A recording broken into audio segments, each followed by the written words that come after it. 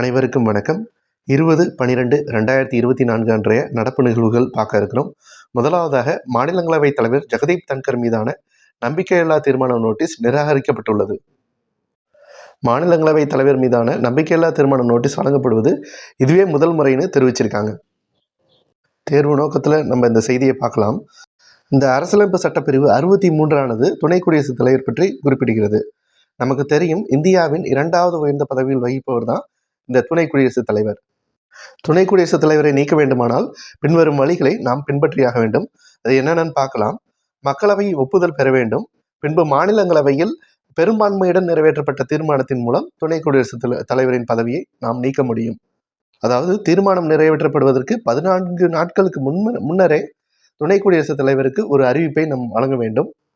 மேலும் நம்பிக்கையில்லா தீர்மானத்திற்கு ஆதரவாக 60 எம்பிக்களின் கையெழுத்திட வேண்டும் என்பதும் விதிமுறையில் அடங்கியுள்ளது. அடுத்ததாக நம்ம பார்க்க உள்ள திட்டம் மக்களை தேடி மருத்துவம் திட்டம். இந்த திட்டமானது ஆகஸ்ட் 5, 2021 துவங்கப்பட்டது. வீடுகளுக்கே சென்று சிகிச்சை அளிக்கும் திட்டம் தான் இந்த மக்களை தேடி மருத்துவம் திட்டம் என்பது. இந்த திட்டத்தில் நீரிழிவு, உயர் இரத்த அழுத்தம், எண்முறை சிகிச்சை, டயாலிசிஸ் போன்ற நோய்களில் பாதிக்கப்பட்டோருக்கு நேரடியாக வீடுகளுக்கே சென்று சிகிச்சை அளிக்கப்படுகிறது. இந்த திட்டத்தில் இதுவரைக்கும் 2 கோடி பேர் பயனடைந்துள்ளனர். மேலும் இந்த திட்டத்தில் 14,000 பேர் பணிபுரிவதாக தெரிவிக்கப்பட்டுள்ளது. அடுத்ததாக நம்ம பார்க்க உள்ளது ஜல் ஜீவன் திட்டம். வீடுகளுக்கு குடிநீர் குழாய் இணைப்பை வழங்கும் திட்டம் தான் இந்த ஜல் ஜீவன் திட்டம் என்பது. இதுவரை 79% நிறைவேறியுள்ளதாக தெரிவித்துள்ளனர். நமக்கு தெரியும், இந்த திட்டமானது 2019 ஆகஸ்ட் 15 பிரதமர் மோடி அவர்களால் துவங்கப்பட்ட திட்டம் தான் இந்த திட்டம். இந்தியாவில் உள்ள 19 கோடி குடும்பங்களுக்கு குடிநீர் குழாய் இணைப்பை வழங்குவதற்காக ஏற்படுத்தப்பட்டது. ஆனால் இதுவரை 15 கோடி குடும்பங்களுக்கு இந்த குடிநீர் குழாய் இணைப்பானது வழங்கப்பட்டுள்ளது. இந்த திட்டத்திற்கான செலவுகளை மத்திய மாநில அரசுகளை பகிர்ந்து கொள்கிறாங்க.